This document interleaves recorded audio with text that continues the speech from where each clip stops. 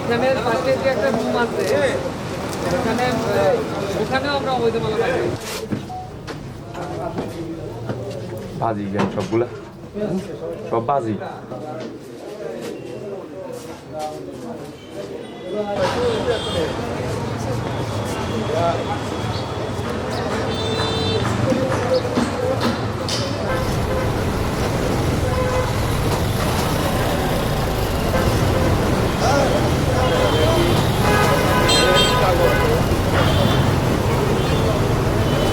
ভারতীয় মালামালের সন্ধান পাই।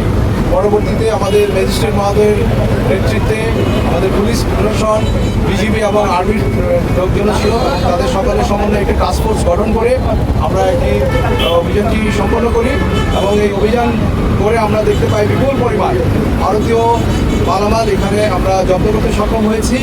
এর সাথে জড়িত আমরা কাউকে পাইনি, তবে এই মালামাল লোডিং এবং এখানকার যে ম্যানেজার আছে তাকে জিজ্ঞাসাবাদের জন্য আমরা পুলিশের হেফাজতে নিয়েছি।